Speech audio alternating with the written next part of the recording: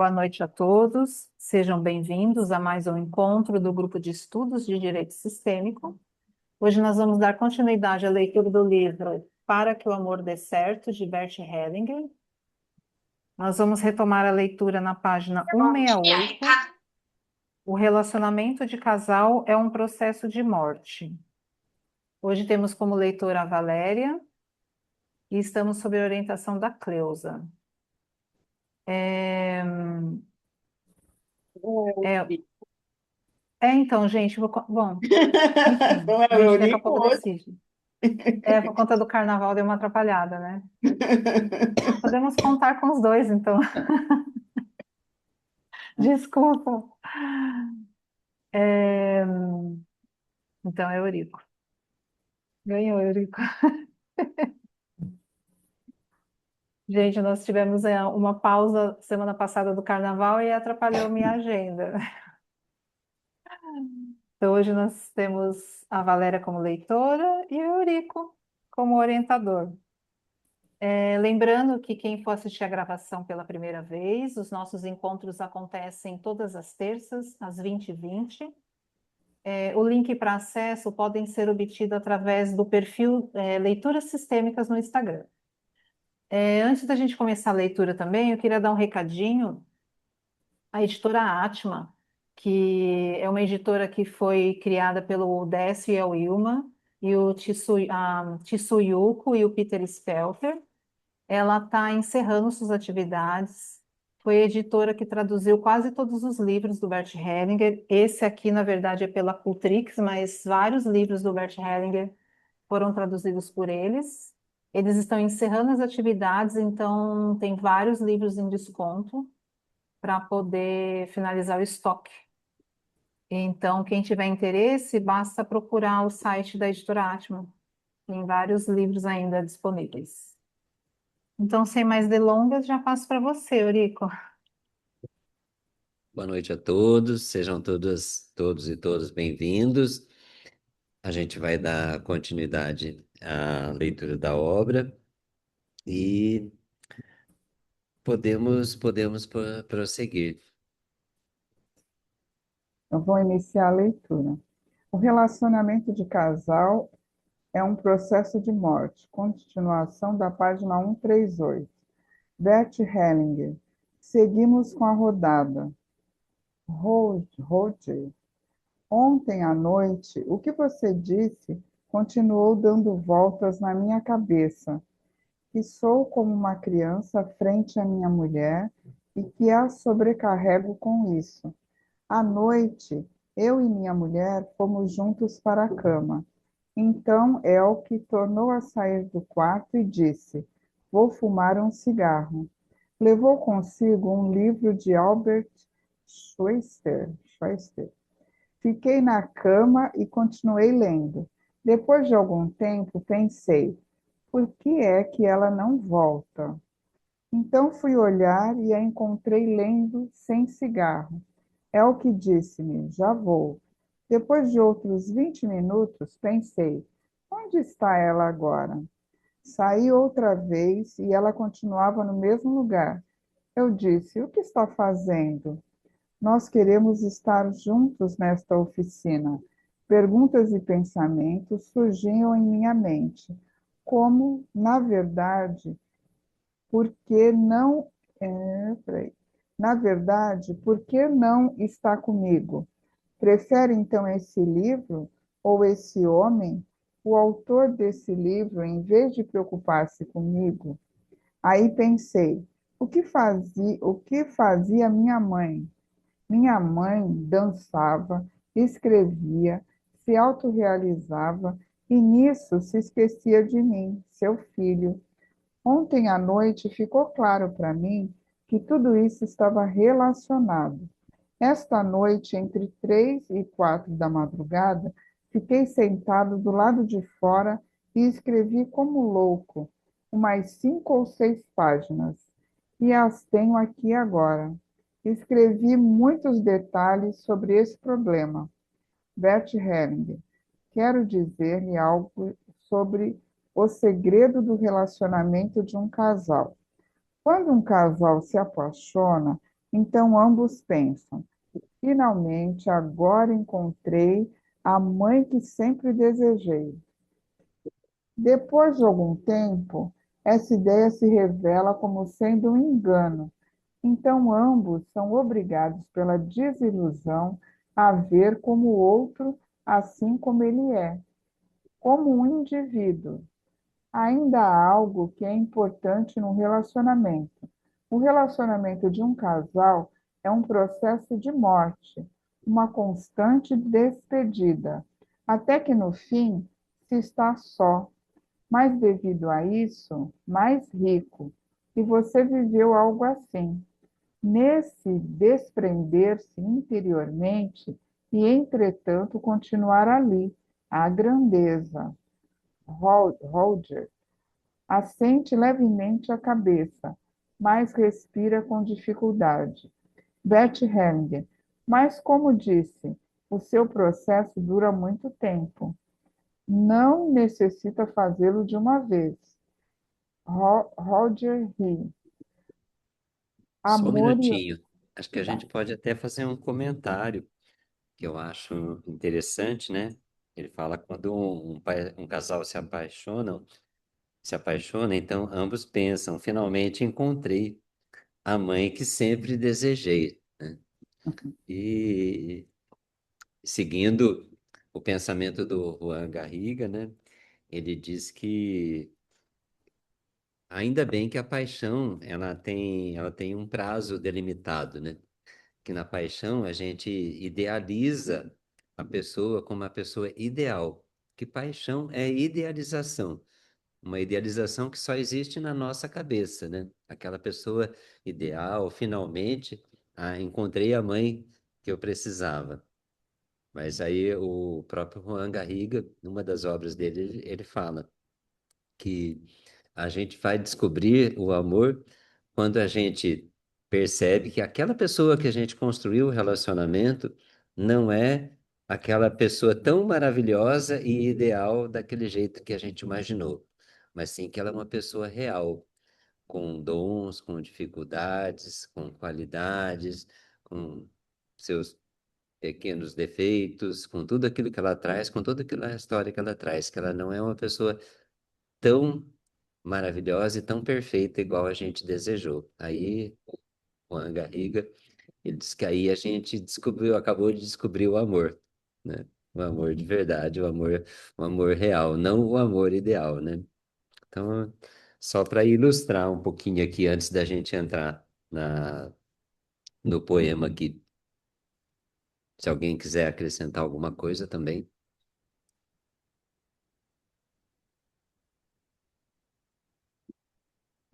podemos prosseguir. Amor e Ordem. Bert Hellinger, para o grupo. Esse foi um curso intensivo. Para encerrar, contrarei, contrarei umas quantas reflexões acerca de ordem e amor. O amor preenche o que a ordem abarca. O amor é a água, a ordem a jarra. A ordem cinge, o amor flui. Ordem e amor atuam em conjunto.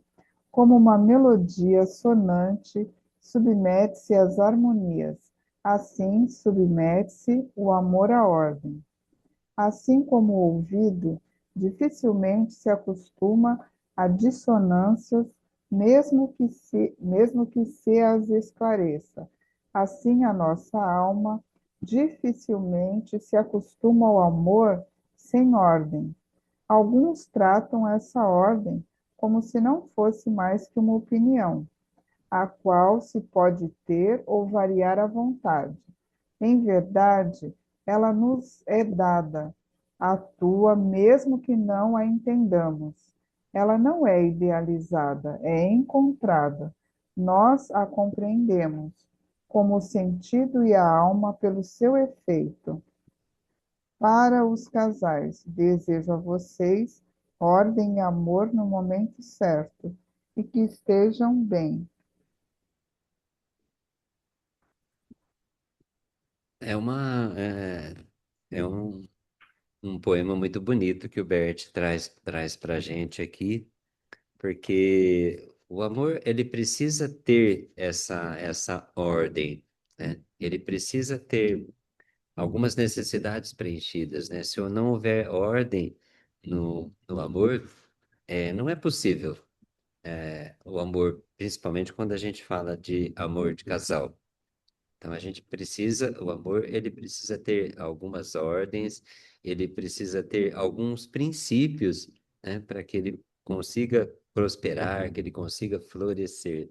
Eu acho que esse poema traz um exemplo muito bom para a gente, né? Que o amor preenche o que a ordem abarca, né? O que ela abraça. O amor é a água e a ordem é a jarra. Ou seja, o amor, ele precisa estar contido dentro dessas determinadas ordens, porque senão o amor sem ordem não é possível. Se não houver essa jarra, né, essa água vai se espalhar, vai se perder, vai se diluir, né?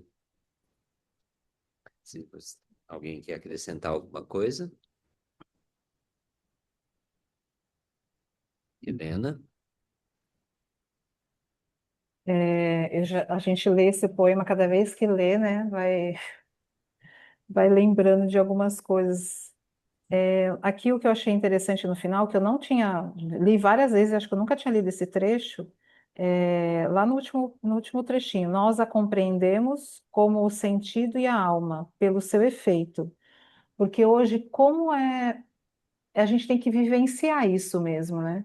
Como é difícil você querer explicar as ordens do amor. As pessoas não entendem, né? Principalmente do equilíbrio de troca. É uma coisa que eu acho uma das mais difíceis de realmente vivenciar. E mesmo quando a gente está falando, né, explicando a parte teórica, vamos dizer assim, as pessoas não concordam, né? Então, tipo assim, como que eu vou equilibrar com o mal, né? Fazendo o mal um pouco menos. E também coisas que as religiões pregam que a gente tem que, né, dar sem esperar nada, né? E então é só a gente o efeito, né, que fala pelo efeito, a gente realmente aprende pelo efeito. Quando por mais que tenha amor, quantas pessoas a gente conhece aí que tem amor e tá ladeira abaixo, né? Então eu nunca tinha lido esse trecho final aqui. Eu sempre falo para os meus alunos, né? Precisa ter o relacionamento é troca, é um eterno dar e receber. Se não acontece essa troca, esse dar e o receber, vai acontecer um distanciamento, né? Quando a gente se une a uma pessoa para construir com ela um sistema, uma família, os dois são iguais, né? Homem e mulher estão no mesmo plano. Então, o que faz esse relacionamento crescer, né, é a troca. Um dá, o outro se sente feliz, retribui, e aí essa troca vai crescendo. Mesmo que é na troca negativa, né, algo negativo e que a gente retribui um pouco menos, mas mesmo que seja nessa espiral negativa, a gente está perto. Se não houver essa troca, só um der doar para esse relacionamento, então esse vai doando, dando, até de que a distância ela cresceu tanto que aí fica impossível esse amor fluir.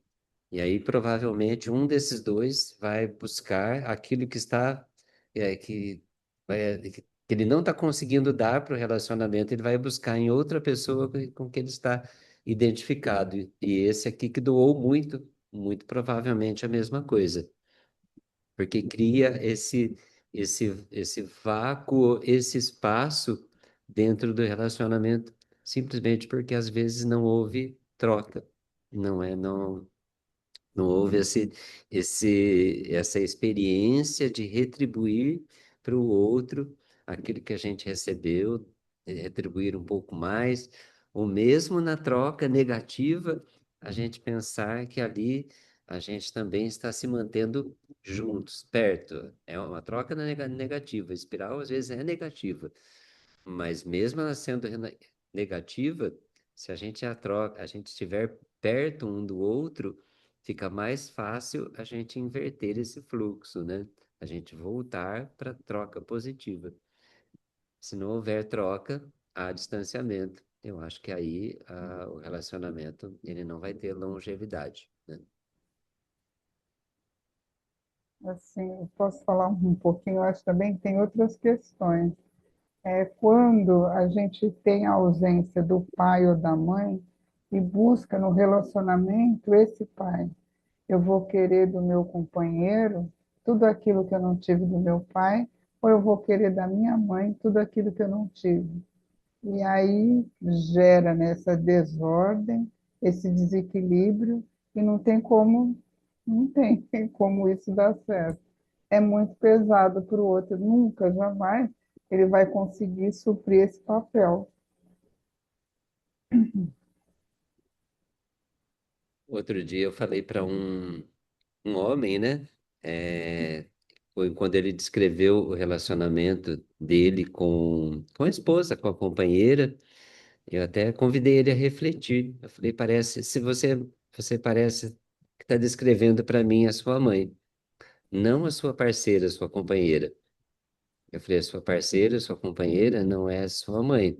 Então ela não tem essa todo esse papel de fazer tudo por você. Ela é a sua parceira. Então, quando ela te faz algo bom, você tem que pensar que você também tem que retribuir para ela. Senão fica essa projeção mesmo, como você falou. A gente às vezes projeta, uma mulher projeta no homem a figura do pai, acha que aquele homem tem que fazer tudo para ela, sem esperar nada em troca, e vice-versa também. Um homem que busca, às vezes, na parceira, na companheira, uma mulher que faça tudo para ele, dê tudo para ele que ele necessita e que ele não tenha que retribuir nada. Aí, quem doa, dá tudo, sem esperar nada em troca, é pai ou é mãe, um dos dois, né? Aí já está o emaranhamento já está aí, né, no relacionamento. É. Helena? É, me veio agora que a gente, antes de começar a aula, a gente estava, o encontro, né, a gente estava falando do grupo, né, que normalmente tem mais mulheres, menos homens, né, e essa questão do que as mulheres buscam mais se desenvolver. E aí eu fiquei refletindo, né, quando você tem num casal que um vai crescendo, né, então você tá lá os dois juntos, mas aí um começa a se desenvolver e ir crescendo, eu tenho a sensação que vai tendo esse afastamento. Eu já vivi isso também. E aí agora, né, quando a gente está aí falando assim, até o texto que ele falou anterior, que busca a mãe, né, que a gente tem que, ou busca o pai, né, quando a gente vai falar de mulher ou de homem, né, o quanto ainda essa pessoa que, é só um pensamento meu, tá, gente, eu não estou afirmando que seja isso, o quanto essa pessoa que não busca esse crescimento ainda está nessa postura infantil, é uma interrogação que eu tô. Porque tem casais que é legal, né? Tudo bem, cada um vai procurar o seu desenvolvimento, às vezes até de caminhos diferentes, mas ambos estão ali, né? Mas tem casais que você vê que, tipo, às vezes é a mulher mesmo que não quer, né? Quer nada com nada, ou o homem, né? Então me veio esse questionamento agora, né? O quanto tá um na postura ali do infantil ainda, né? De papai e mamãe dá, alguém vai dar, entendeu? Alguém vai prover. Não sei o que que vocês pensam disso. Bom, eu penso que faz todo sentido, Helena.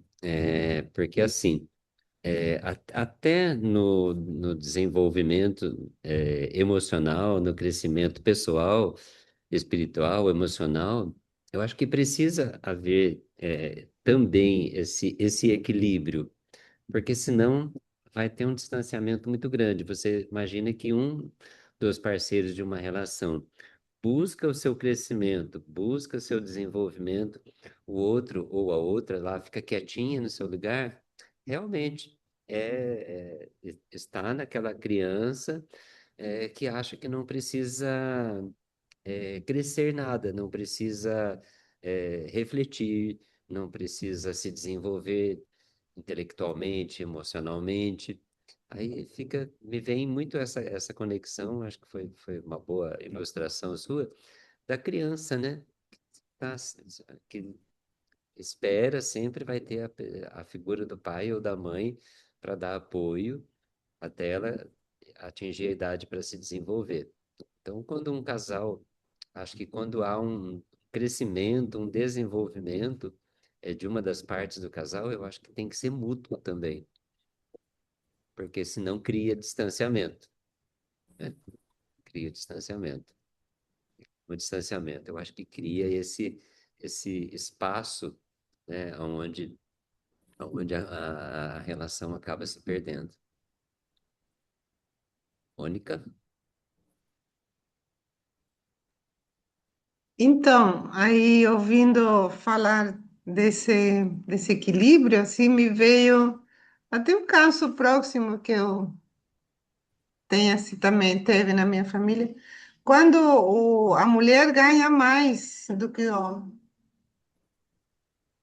Foi assim eu conheço um caso, né, difícil, muito difícil para esse casal. Aí não sei se vocês têm alguma como se fala, alguma fala, alguma coisa assim. Porque na sociedade, geralmente, até onde a minha geração, era o homem que sempre ficava sustentando mais do que a mulher, né? A mulher trabalhava para ajudar, né? Mas de repente a coisa se inverteu. E aí deu crise, né? Hoje a mulher, em geral, ganha mais que o homem, né? Eu não sei te dizer, porque eu não estou assim agora por dentro de, não sei. Meus filhos são casados, mas não sei, eu não sei nem quanto ganham, nem sei como é que eles levam isso, mas da minha geração eu vivi casos assim que é difícil nesse sentido. É que eu penso assim, Mônica, há, há algum tempo atrás a gente vivenciava as relações dentro daquele patriarcado, né? Uhum. Onde o homem tinha esse papel de provedor, né? E a mulher tinha o papel de cuidar da casa, cuidar dos filhos, né? Eu acho que, felizmente, a mulher foi ganhando esse espaço, ganhando esse Sim, protagonismo, sabe? Então, hoje, eu vejo, até nos clientes que eu atendo, que tem casais realmente que isso se inverteu, em que a mulher, ela buscou o desenvolvimento dela, uma formação que proporciona um ganho, um salário, um rendimento melhor. Eu acho que assim, desde que haja equilíbrio desse contexto, eu acho que não tem problema nenhum. Não tem por que o homem se sentir diminuído porque a esposa ganha mais, porque ela se desenvolveu ou ela tem um protagonismo profissional maior. Eu acho que essa diferença, né, de ganhos, eu acho que ela pode ser compensada de outras formas, né? Eu acho que pode ser N formas em que hum. pode haver essa compensação, sabe? Mas aí os dois precisam ter como se fala, um entendimento muito claro em relação a isso, né? Que não é o comum, né? Da maioria dos casos, né? É justamente essa parte que falta. Quando a gente É, conversa aqui, tudo bem, mas na prática é difícil. Aí eu acho que como assim, que você faz? falou Ou seja, por exemplo, o que que faria, vamos supor, qual seria a postura de uma mulher em relação ao marido, quando ela ganha um pouco mais do que ele? Para ele não se sentir mal, acho eu, né? Tô falando de uma geração da minha geração, não sei, os jovens de hoje em dia, parece que já é tudo diferente, né? Ele não tá nem aí com isso. Olha, eu acho que assim, na geração dos meus pais, né, eu acho que era muito presente essa questão do homem provedor e da mulher cuidadora. Eu acho que assim, hoje isso não há necessidade mais de ser assim. Essa figura desse homem provedor pode ser diferente. Eu acho que desde que haja o que você falou, que haja entendimento, compreensão entre os dois, eu acho que não prejudica em nada a relação. Acho que o que precisa haver é entendimento do papel de cada um dentro da relação que hoje a gente vive uma sociedade transformada e que graças a Deus, né, e graças à atuação de muitas mulheres, a mulher ganhou protagonismo. E hoje a gente tem mulheres que são presidentes de países, né? Eu acho que na Finlândia ainda é uma mulher que é presidente de um país, então eu acho que a mulher ganhou protagonismo e eu acho que, sabe, não precisa ser uma competição, precisa ser uma parceria, eu penso, sabe? E eu É, acho que essa questão de ser ou não ser o provedor, eu acho que hoje já não tem o mesmo significado que tinha há alguns anos atrás, sabe? Eu acho que Uhum. depende muito desse entendimento que você falou aí agora há pouco, sabe? Se de É repente verdade. Uhum. a mulher se sentir mais poderosa, porque ela ganha melhor do que o marido, tem um salário melhor do que o marido, a gente volta, a gente está caminhando para trás, exatamente da forma que era quando o homem era o provedor. Ele se sentia num papel mais importante dentro da família, justamente porque ele era o provedor, né? Então, acho que se a gente der lugar para esse pensamento, a gente está invertendo esse jogo do lado contrário. A gente está voltando para trás, né? E deixando de ser aquele pensamento patriarcal para ser um pensamento matriarcal, né? Então, acho que Uhum. está tudo certo, desde que haja respeito, parceria, companheirismo dos dois, eu acho que não, não vejo uma impossibilidade. Não sei como as mulheres aí do grupo pensam, né? Obrigada.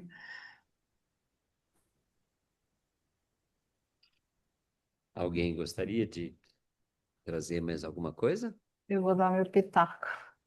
Uhum, É, a também. Mônica mesmo falou, né, da questão da postura. Eu já vivi essa situação. A primeira vez deu ruim. Hum. Eu vejo assim, né? A mulher não pode, porque de repente ganha mais, querer mandar, que até a Mônica, né, no começo falando que a gente é muito mandona, né? Então acho que não dá para a gente querer mandar, então tem que ter essa humildade. E a gente também tem que deixar o homem fazer, né? Que é o que você comentou, vai equilibrar de uma outra forma, mas quantas vezes a gente não deixa o homem fazer? Nada. Às vezes quer ajudar em alguma coisa, até umas coisas simples de casa, e a gente não deixa, porque a gente acha que ninguém faz melhor que nós. É, Então, acho que isso são coisas que já Exatamente. ajudam, Nossa, né? como eu vejo. É. Eu conheço um casal que teve uma época que os dois trabalhavam, só que ela trabalhava muito mais em questão de tempo, né? Ele era privilegiado de trabalhar, tipo, meio período, e tinha que sair muito cedo em São Paulo. E então ele limpava a casa. Então ela saía bem de madrugada. Quando ela chegava do trabalho, ele tinha feito faxina, sabe? Então assim, foi ajudando, né? Então acho que quando tiver esse combinado, mas a mulher tem que deixar fazer. E a gente não deixa, muitas vezes a gente não deixa mesmo. Então acho que esse é o primeiro passo, sabe? Eu imagino que para o homem não deve ser fácil isso. Então, acho que parte da gente, né? Ajudar. É, Eles não falam que nós somos super. E a mulher, não vou lembrar a palavra assim, mas tipo assim, a gente tem o poder, vamos dizer assim, o poder na mão, que a gente tem que saber conduzir, né? Então é isso. Acho que é aprender olha, isso. você me fez lembrar um detalhe até importante na minha própria família, né? Minha filha, ela é promotora de justiça, o meu genro também é promotor de justiça, mas a minha filha ganha mais do que ele. E eles se dão bem, né? Eles dividem as tarefas entre eles, né? Ela ganha até sensivelmente mais do que ele pela progressão da carreira dela. Ambos têm o mesmo cargo e, sabe, dá para gerenciar isso tranquilamente. Eu vejo que para eles não é um problema, porque não tem essa conotação de que eu ganho mais e sou mais importante, ou sou mais provedor porque ganho mais. Eu vejo que eles assim, se completam, né? Se complementam de uma forma bem tranquila, sabe? Eu acho que esse é o caminho. Para mim, vai muito da forma com que a gente com que a gente lida com essa situação que foge um pouquinho daquilo que a gente aprendeu, daquilo que a gente viu sempre acontecer há muito tempo, né? A gente tem essa imagem, e o homem também ajudou a construir muito essa imagem de provedor, ele ser aquele que trabalha fora, então ele não tinha que fazer nada em casa.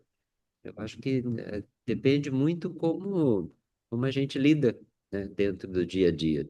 Acho que, mesmo que sejam é, rendimentos diferentes, salários diferentes, mas dá para dividir bem as tarefas, né? Irene, por favor. Eu vejo isso também, os padrões mudaram, né? Então, os padrões são outros hoje. E tendo esse acordo, né? Esses combinados, né? De tarefas, hoje em dia eu vejo os casais, ambos trabalham, mas ambos ajudam nas tarefas, até com os filhos também. Uhum. De levar, buscar, aquele que trabalha mais home, fica, pega na escola, né? Serve o jantar, o outro chega um pouco mais. Então, tem uns combinados diferentes do que foi, por exemplo, meus avós.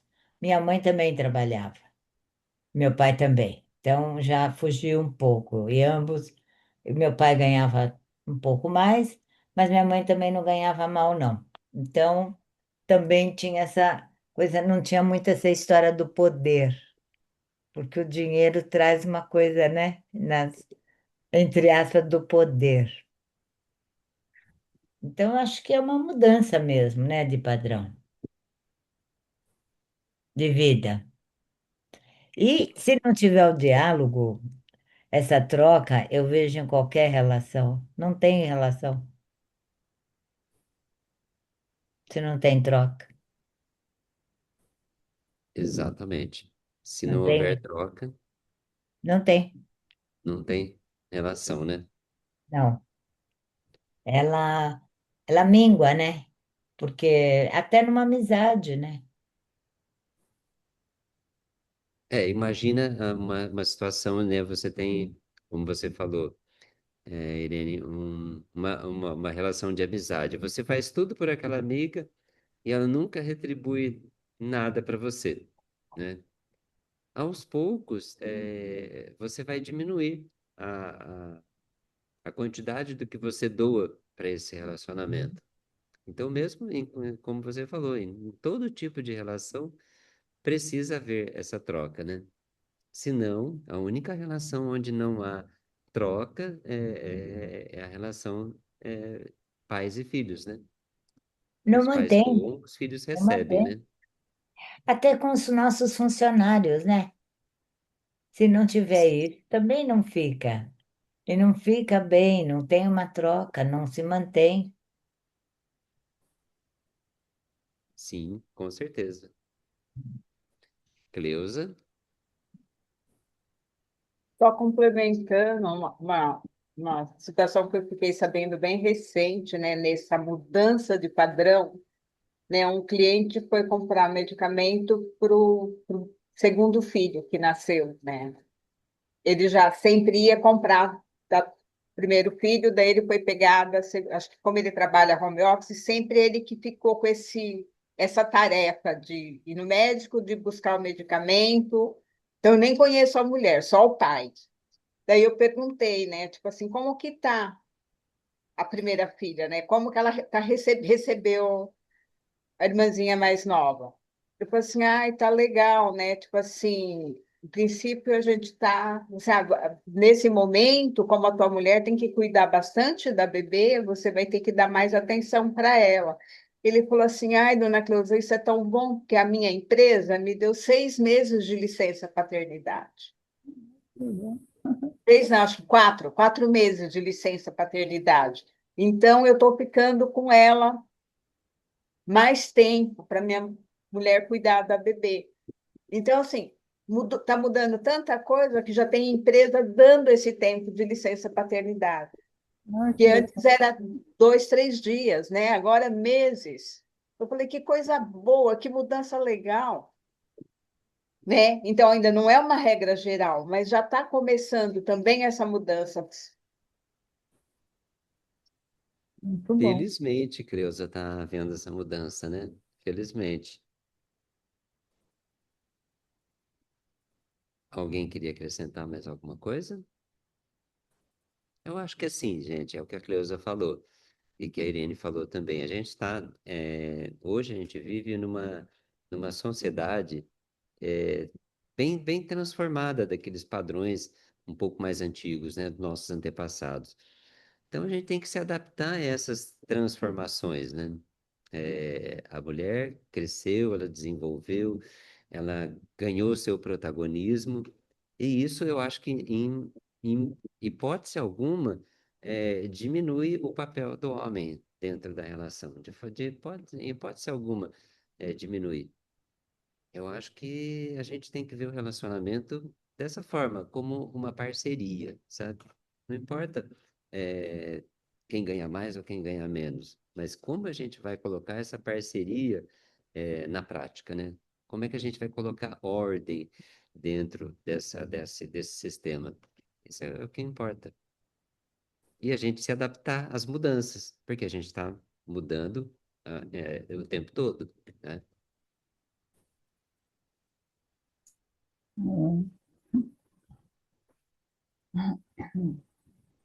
Vamos lá, ler mais um pouquinho. Amor e sofrimento no relacionamento. Neste capítulo, as afirmações de Bert Hellinger sobre os aspectos essenciais da dinâmica do casal são apresentadas de forma condensada. Muito do que se tornou visível de maneira exemplar no capítulo anterior será aqui explicado e enquadrado em um contexto mais amplo.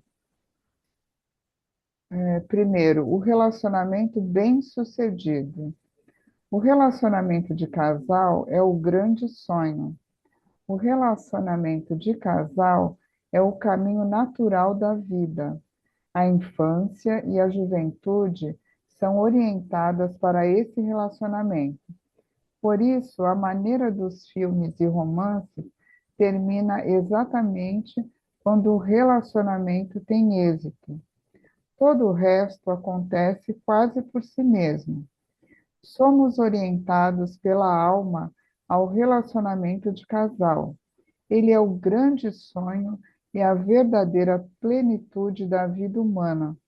Por isso, entramos em um relacionamento com tão grandes expectativas e esperamos que, sentindo-nos antes incompletos e imperfeitos, por meio dele nos tornemos perfeitos e completos. Entretanto, sabemos que o relacionamento encontra obstáculos em seu caminho. Isso não é de admirar, pois onde quer que observemos a vida, ela se impõe contra resistências, e tem de defender-se contra elas. O relacionamento não é uma exceção, por isso ele exige uma contínua adaptação ao que é novo. Esse Gostaria de falar. trechinho eu estou lembrando um trecho da fala de Platão, quando ele fala do amor platônico, né? Quando ele tenta explicar através da mitologia grega essa busca é, de um homem pela mulher. Platão dizia que a gente foi concebido como seres perfeitos, né? E que tinham duas cabeças, tinham quatro braços, quatro pernas, mas esses seres considerados perfeitos, eles ousaram desafiar Zeus. E Zeus puniu esses seres perfeitos, né? Separando esses seres perfeitos em homem e mulher. E que até hoje esses seres se buscam ainda, até hoje ainda se buscam para voltar a adquirir essa plenitude, voltar a ser esses seres perfeitos. Lembrando aí o mito de Platão, que está na obra de Platão. Por isso que a gente chama de amor platônico, né?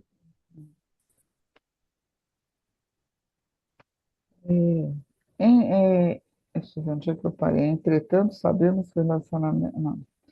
Enamoramento cego e amor que vê. Com o amor, começamos muito cedo, principalmente com o amor pela mãe. Esse é o primeiro e talvez o mais profundo amor. O amor pela mãe atinge, depois de algum tempo, certos limites. A criança sofre decepções e aprende então a agir e a viver com mais autonomia. Quando a criança chega à idade adulta, encontra uma pessoa, encontra uma outra pessoa que lhe será importante e que substitui a mãe. A mulher encontra um homem e o homem encontra uma mulher e de repente apaixonam-se perdidamente. Esse amor apaixonado é, entretanto, uma coisa muito estranha. Parece-me que, durante os primeiros tempos do enamoramento, cada um pensa: finalmente encontrei a minha mãe, assim como a havia desejado. Por isso, esse amor também é cego.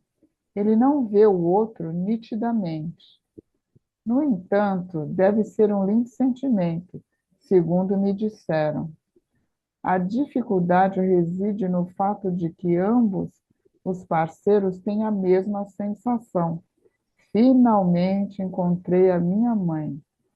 Só lentamente dão-se conta de que o outro tem outras necessidades e exigências a mim como companheiro, da mesma forma que eu tenho exigências com relação a ele. Nesse momento, a paixão desvanece e começa o amor. Esse amor vê, ama o outro assim como ele é. Quando uma pessoa entrou num relacionamento com a sensação de finalmente encontrei a mãe ideal, então encontrou ao mesmo tempo alguém que o eduque outra vez, que o quer, que o quer formar, por assim dizer, de acordo com a sua imagem. Com isso, coloca-se um grande obstáculo ao amor. Quando o companheiro não é tal como se deseja, então o perdemos. Quem deseja remodelar o companheiro, perde-o, pois o segredo por trás de tudo é que cada um pensa que sua mãe ou seus pais foram os ideais e que a sua família foi a ideal e que o mundo estaria em ordem se todos fossem como seus pais e sua família, se as leis válidas em sua família de origem também fossem válidas em todo o mundo. Toda família pensa assim. olhando mais minuciosamente, vê-se que cada família supera as suas dificuldades de uma maneira peculiar. Da mesma forma, cada família desenvolve os seus próprios valores. A solução para o casal seria reconhecer as diferenças entre as suas famílias como de igual valor e posição, e que nos deixemos enriquecer mutuamente pela família do outro. Frequentemente, um dos companheiros diz: minha família em primeiro lugar. Isso destrói o relacionamento. Assim como o homem e a mulher são, ao mesmo tempo, diferentes e, no entanto, equivalentes. Assim o são também as suas famílias diferentes e equivalentes. Continua? É interessante. Bom, alguém quer acrescentar alguma coisa sobre esse trecho? Mas eu acho interessante, né? Porque quando se casam, um homem e uma mulher para formar uma família, é, se unem muito mais do que duas pessoas. Se unem toda a família dessa mulher e toda a família desse homem.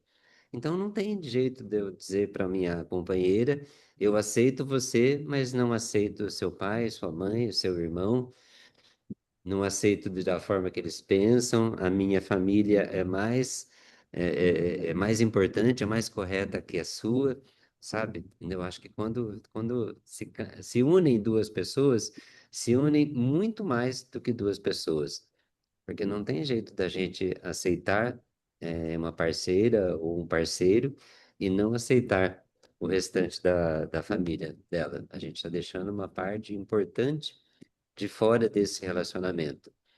E o ideal é que a gente possa crescer, né, também com a história da família do outro, abraçando também a família do outro. Acho que é muito importante, né? Essa frase eu já escutei já ao vivo nos atendimentos. Minha família em primeiro lugar. Primeiro a minha mãe, depois a minha mulher. Escutei isso já nos meus atendimentos. Eu falei para o meu cliente. A mulher que você escolheu para ser mãe de seus filhos, para você construir uma família com ela, é a sua parceira.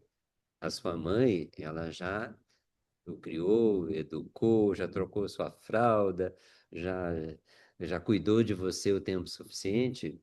Agora é hora de você fazer o mesmo, criar a sua família, mas o mais importante agora para você é a sua parceira, ou lado contrário também o parceiro. A gente não pode confundir aquele que chegou primeiro com aquele que tem prioridade. A prioridade, penso eu, sempre vai ser da família da família atual, da família do momento, da família que a gente está construindo, né? A família de origem, ela tem precedência, mas não tem preferência. Eu percebo que muitas pessoas têm dificuldade em entender esse conceito entre precedência, aqueles que chegaram primeiro, entre preferência, aqueles que têm prioridade. A prioridade é o sistema atual, né? Alguém gostaria de acrescentar alguma coisa? Nesse caso, não seria uma dificuldade de quebrar o vínculo e sair desse lugar de filho para marido, e aí você ter a sua própria família, uma dificuldade de quebrar esse vínculo, de amadurecer. Sim, sim. Às vezes, muitas vezes, eu já tive casos assim que você percebe que muitas vezes a própria mãe do parceiro, por exemplo, né, a mãe do marido, ela, ela insiste em manter esse vínculo. Ela mesmo não liberta o filho para ir viver o relacionamento. Enquanto deveria ser exatamente como você falou. Aí cria uma dificuldade em quebrar esse vínculo. E esse vínculo tem que ser quebrado. É aquela velha máxima que a gente fala, cria filhos para a vida, né? É para eles viverem, vivenciarem suas próprias vidas, não para ficar dependente da gente, né? Eu A sempre mãe, falo assim, olha, o bom pai e a boa mãe é aqueles que se tornam inúteis com o tempo. o Winnicott, é Bom isso aí. pai e a boa mãe é aqueles que se tornam inúteis com o tempo. Não pode ser útil a vida inteira, né? Irene? Aí. É o filhinho, né, da mamãe e a filhinha do papai, né, que o Bert fala, né? Isso. E isso muitas vezes está na história do amor interrompido, né? Que a gente sabe, que a gente não aprendemos, né? Que quando lá na sua história você tem o trauma do amor interrompido e não trabalha, você fica sempre na sua criança. E aí não a entrega. Então, no momento da grande troca, né? Quer voltar para o colo da mãe ou do pai. E aí não se entrega na família, como você falou, né? É precedência, mas não é a prioridade, né? É, Então, é um trabalho aí a ser feito, né? E é muito comum também. E as mães também, os pais também, muitas vezes, que também colaboram para isso, mas o filho adulto se liberta, né? O que está no adulto. Agora, o que está na infantilidade, na sua criança, fica cômodo, fica dependente, tanto emocionalmente e muitas vezes até financeiramente, né? sim, perfeito. É, tem que ter o próprio filho, ele tem que quebrar esse vínculo, né, para poder repetir os ciclos dos próprios pais, né? Construir a própria família. Se ele Sim, ficar preso ao sistema de origem, ele não desenvolve, não, o eu sistema atual tenho, dele. tenho um casais, né, que eu atendo, que o filho paga o cartão de crédito da mãe. Uhum. E assim, não é porque a mãe não possa, são coisas que ela compra Uhum. como não é o básico, não é o supermercado, não. São acessórios, são coisas que Uhum. poderiam viver sem isso. Então, olha o lugar que ela ocupa e que ele a coloca, né? Sim, ele acaba sendo o filhinho da mamãe, né? Aquele que protege, Exatamente. né? Que Então, está cuidando. assim, é muito comum ainda, né? Tudo isso. Bom, por isso que a gente tem a nossa função, né? Estamos a serviço disso. Eu Se tenho. tudo tivesse resolvido, nós não teríamos necessidade de estarmos Uhum. estudando e trabalhando nisso. Você me fez lembrar um caso também que eu atendo, que acontece exatamente o contrário. É, o filho tem 34 anos, é filho único do casal, um casal bem-sucedido, com, com nenhuma dificuldade financeira, mas o filho, por exemplo, ele não cresce, ele não vai para a vida. O pai arrumou um emprego para ele na empresa. O sonho do pai era que ele fosse diretor da empresa. Ele não conseguiu se desenvolver. E a mãe faz o contrário na questão do cartão de crédito. A mãe dá o cartão de crédito para o filho de 34 anos para ele sair jantar com a esposa, para ele fazer viagem, né? E aí a mãe tem uma fala que é muito sintomática. Ela fala assim: ah, mas ele é filho único, ele vai ser o nosso herdeiro, vai ser tudo dele mesmo. Mas ele tem que ele tem que tomar o papel dele. Senão, o dia que ele for realmente se apropriar da herança, né, o dia que os pais falecerem, será que ele vai saber lidar? Porque daí ele foi mantido como uma criança, atendendo todos os desejos. A mãe dando cartão de crédito para ele pagar as contas dele. Então também não cresce, né? Também não, né? Tanto um jeito como o outro não cresce. Tanto um jeito quanto o outro o movimento não seria esse, né? É, por que que a gente não constela a criança, né? Porque não tem ainda a responsabilidade, não é isso? A gente Exatamente. constela o adulto, agora uma criança não assume, uma pessoa assim não assume sua responsabilidade na vida, né? Eu sempre falo, né? Os filhos não têm poder, quem tem poder é os pais, né? É, Os pais têm poder, os filhos, né? Os adolescentes não têm poder nenhum. exatamente. Só vão adquirir esse poder, com a maturidade, com o próprio desenvolvimento e com a maturidade que eles forem atingir.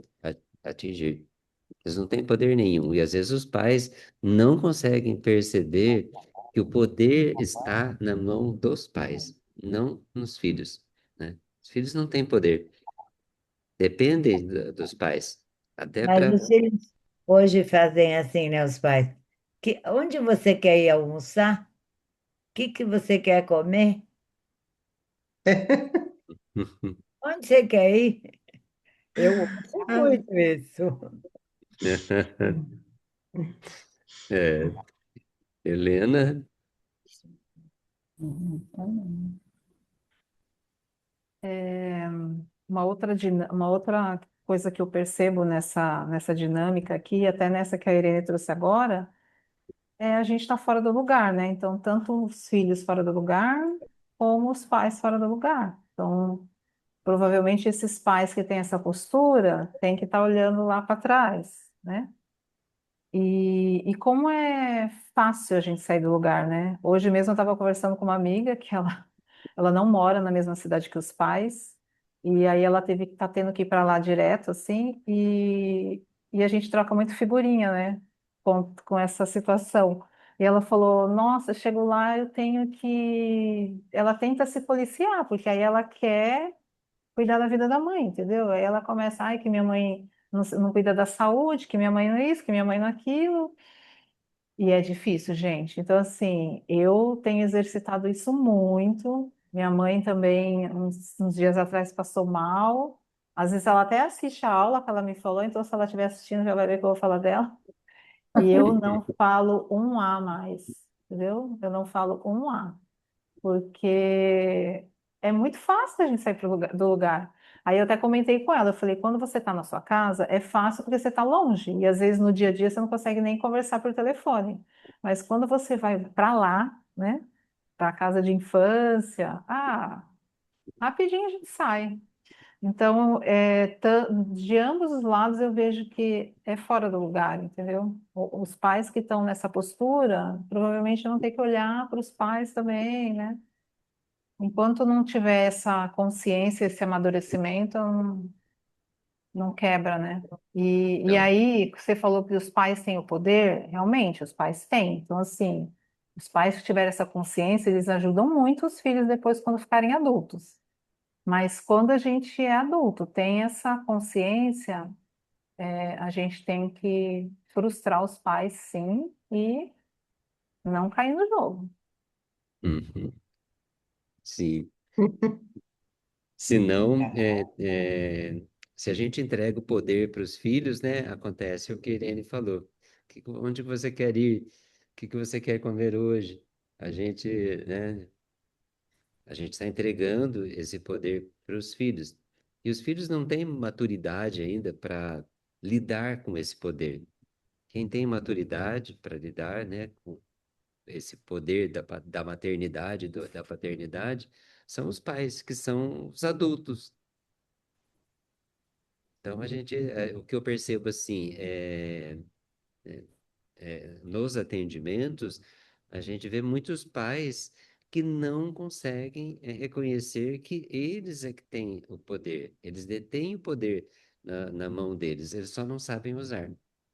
Eles entregam o poder para os filhos. Aí quem determina as coisas a hora que vai dormir, se passa a noite inteira na internet, o que acessa ou deixa de acessar. Então, eu falo, não, mas o poder está na sua mão. Seu filho ou sua filha é adolescente. Então, é você que tem que determinar qual é a hora até que horas ela pode ficar ou ele pode ficar acessando a internet. Isso, é verdade. É você que tem que determinar, porque você que é o adulto, você que é o responsável. Seu filho não tem idade para decidir isso, né? Então, a gente vê que muitos pais não conseguem identificar, e por mais que você tenta mostrar isso para eles, aí eles não conseguem colocar em prática, porque daí o filho já manipula, né?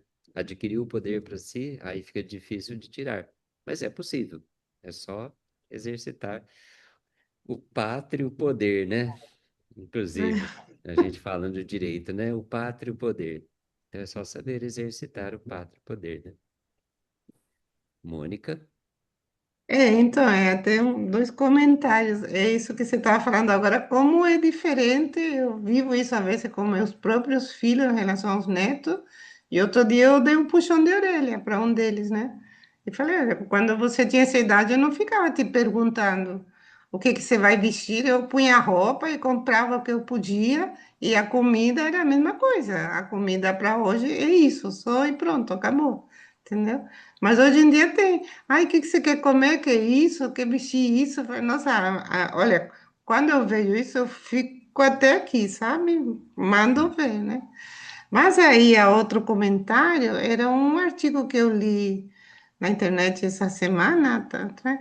É que, por exemplo, na Argentina, a situação está difícil, né? Economicamente falando, e os filhos não estão indo embora de casa.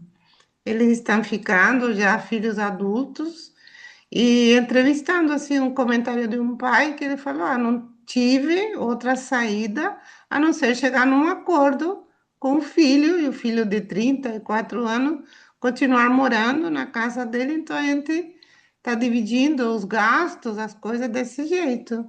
E parece que é um novo estilo de vida, né?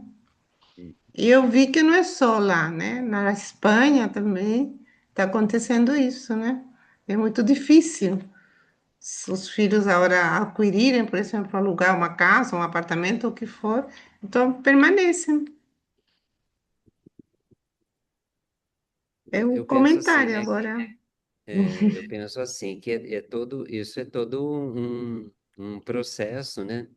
Que vai ser desde a infância, vai passar pela adolescência até a maturidade. A gente Hum, tem que ir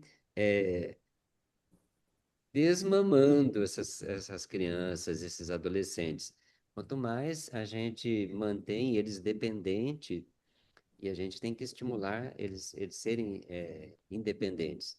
Se a gente, às vezes, tem muitos pais que utilizam, por exemplo, os benesses, aquilo que podem dar para os filhos, como uma forma de tornar os filhos dependentes da iPhone 17, mas dá muito reclama, conforto, né? né? Reclama que o filho não segue as regras, que o filho não estuda, não foi para a faculdade, mas continua ali premiando. Então, eu acho que assim tem que ter essa ordem, né, que a gente leu no início hoje. Até, até até fora do relacionamento de casal, né, principalmente no relacionamento pais e filhos, eu acho que precisa ter ordem, sabe? Precisa haver uma determinada ordem. O próprio Bert coloca a hierarquia. É necessário essa ordem, essa hierarquia, porque senão o filho não amadurece. O lugar de conforto é difícil para gente sair do lugar de conforto, né? É, Se o lugar é muito confortável demais, a gente não vai para o desafio da vida. E olha, a vida nossa, ela começa saindo do lugar de conforto. Porque o lugar mais confortável que existe é, para uma criança é a barriga da mãe, é né? útero, né? É o útero da mãe, é a barriga É, da mãe. Mas chega um momento que a criança precisa nascer, que ela não cabe mais ali naquele espaço. Então ela tem que ir para a vida. exatamente. Ela vai É, ter que passar pelo canal do parto, passar por aquele sofrimento, a mãe vai passar o sofrimento junto, né? Vai passar por esse movimento difícil, né? Mas a vida nossa começa com esse movimento de romper esse vínculo, esse primeiro vínculo. Aí a gente vai construir outro vínculo. Mas esse outro vínculo também tem um prazo certo, né? Tem um prazo determinado. Não pode ser para o resto da vida. Senão a gente fica com um filho que não amadurece, né? Que não se torna um adulto. E aí, quando vai para uma relação, ele vai com aquela expectativa de que aquela mulher vai ser, vai dar para ele tudo o que a mãe deu. E que ele não precisa compensar nada, porque ele nunca devolveu nada para a mãe. Ele nunca precisou compensar. Então, precisa ter essa maturidade. Eu acho que a constelação, ela traz esse pensamento, traz essa forma de ver a vida e os relacionamentos, que para mim é transformadora. As ordens, do amor, para mim, são, né, os princípios realmente mesmo, os princípios básicos da vida. Se a gente conseguir colocar em prática, eu acho que a gente vai ter uma família, um relacionamento muito mais funcional, né? E assim, o que eu acho mais interessante é que homens e mulheres que pensam dessa forma, eles arrumam parceiras, né, e parceiros muito semelhantes aos pais. Tem às vezes até o mesmo signo, o mesmo dia do aniversário. É muito interessante, porque eles atraem a mãe, atraem o pai. É muito Uhum. interessante isso. A essa busca, né, pela mãe ou pelo pai, né? É. Ou por aquilo que recebeu demais, ou por aquilo que faltou também. Por isso que é interessante a gente pensar sempre no equilíbrio, porque às vezes a gente está buscando na parceira ou no parceiro aquilo que o pai ou a mãe não pôde dar. E a gente projeta isso na companheira ou no companheiro. Ou então, por outro lado, também, quando a gente recebeu demais por muito tempo, a gente busca da mesma forma no parceiro ou na parceira uma pessoa que vai me dar tudo que a mãe me deu também.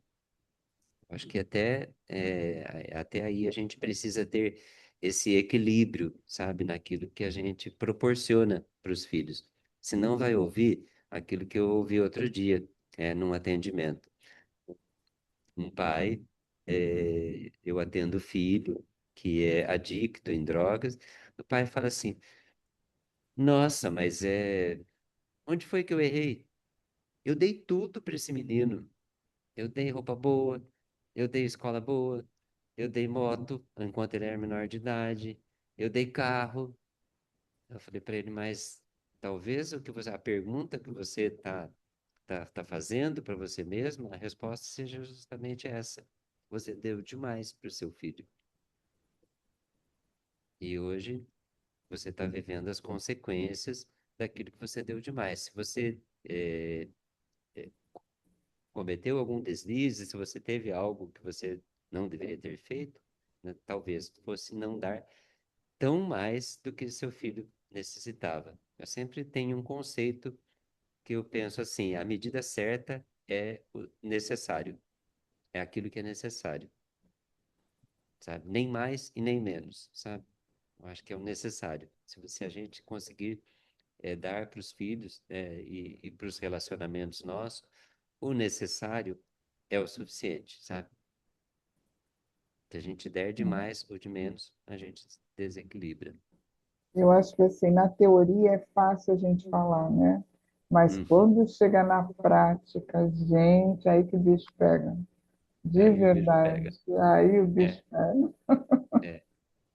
É um exercício constante. É uma prática. Eu digo sempre que é uma prática. É uma prática constante da gente trazer esses aprendizados que o Bert deixou para a gente trazer para nossa vida cotidiana. É um grande desafio o não julgamento, É um grande desafio a gente observar a hierarquia, é um grande desafio a gente dar lugar para as outras pessoas, aceitar as outras pessoas como elas são. É um grande desafio para todos nós, mas é possível, né? É como o próprio Bert trouxe o exemplo, né? É, quando a gente dá um passo à frente, a gente fica meio desequilibrado, né? A gente deu um passão bem grande, ficou um pé lá atrás e outro pé lá na frente. O corpo nosso perde um pouquinho de equilíbrio, né? Aí a gente precisa tirar esse pé que ficou atrás e levar ele lá para frente. Aí a gente avançou. Aí a gente já mudou, a gente já não está mais naquele lugar que a gente estava antes, né? É um processo, é um passo a passo. Assim que a criança aprende a andar, né? Helena, É, acho que a gente já estourou o horário bastante, né? Já. É que tá muito bom, né? E agora com essa fala final, lembrei de uma frase que eu sempre ouço, não sei se é do Bert, que as ordens do amor a gente não aprende, né? A gente vive. Então, é isso. Isso. Vivendo, apanhando, aprendendo e continuando em A gente frente, vive. A gente tocando em frente. vivencia, né? Vive. Então a É, gente tem que viver, não é aprender. é isso aí. Gente, muito bom, né? De Aí fica refletir, mais relembrar. fácil, Valéria, a gente vencer esses desafios aí. Ah, sim, é diário. Uhul! É Uhul! todo dia um pouquinho, todo dia, É, todo tem dia. dia que a gente ganha, tem dia que a gente perde, né? Mas a gente Faz parte, vai faz olhando, Continua. né? Rega, tem dia que não, né? É, É isso aí. é Só isso. não pode desistir, né? A gente tem Só que não pode continuar em desistir. frente. Isso aí. desistir jamais. Jamais. Ah, então tá bom, gente. Foi muito bom. Dilena, você ia falar alguma coisa? Ah, tá. Então, uma boa noite. Obrigada pela presença de todos. Valéria, obrigada pela leitura, pela consideração de todos. Eurico. E é isso. Nos vemos na próxima terça. Obrigado, Vamos pessoal. Obrigado a todos que vivenciar as estiveram ordens do aqui. amor. E vamos Tá. fazer, vamos Obrigada, vivenciar gente. aí, Boa noite. vamos Boa Boa noite. vivenciar noite. as ordens do amor. Gostei dessa frase. É isso aí. Tá bem. Boa semana para todos. Até terça-feira Tchau, que boa vem. semana. Até Boa terça, semana. gente. Tchau, tchau. Tchau.